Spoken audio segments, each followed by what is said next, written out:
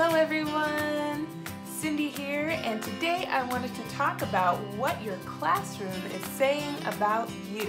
They tell you as you go through the hiring process that you need to have a fun and educational background. Now that is a very broad focus in which that you can express yourself aesthetically, but for some people that is kind of overwhelming. If that was you, you probably just put up whatever you thought would work for VIPKid and didn't give it much more thought.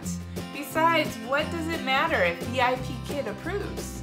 The answer is simple, because your environment has an effect on you and it has the potential to be a reflection of you.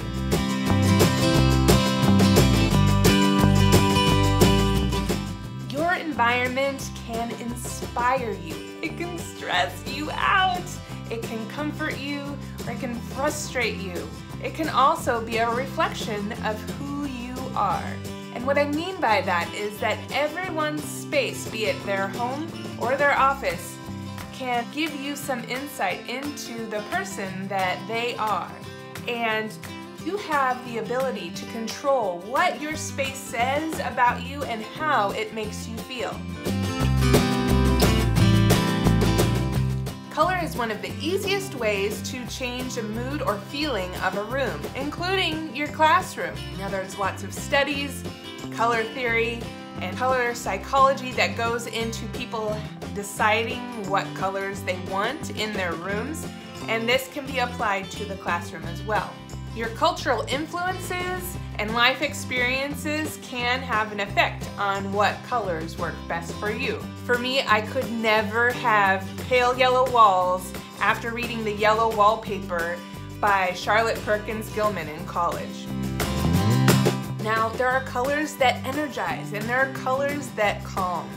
And you need to make sure that you pick the right colors for you, because if you have a color in your room that stresses you out or it calms you down too much, that can affect the way that you teach.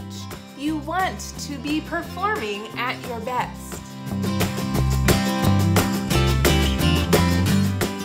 Do you have hobbies that could add a little something to your classroom look? Maybe you paint. You could paint your favorite letter of the alphabet in your style of painting, and you could have it on the wall. Or maybe you like to read. You could have your favorite children's book. Me personally, I love to embroider, and I had a lot of time on my hands because I got hired during Chinese New Year last year, so I made my teacher placard.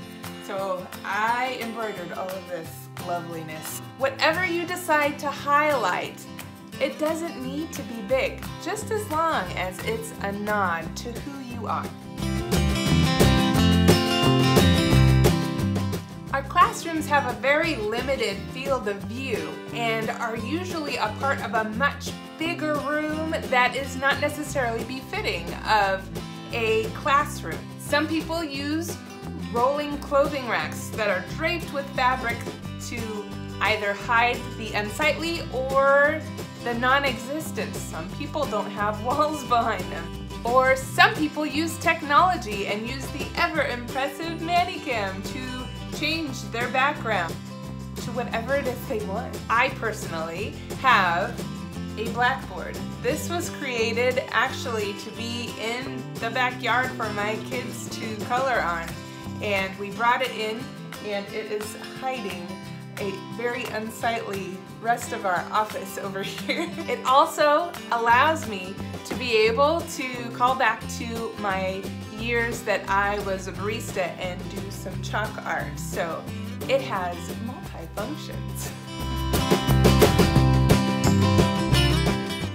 As with life, you need to find balance, even balance visually in your space. Be aware of the positive and the negative spaces in your visual classroom. When it is visually chaotic, you lose the impact of the statement that you are trying to make.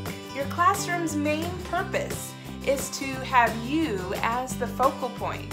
So play with the symmetry and maybe take away some things that might be causing visual clutter.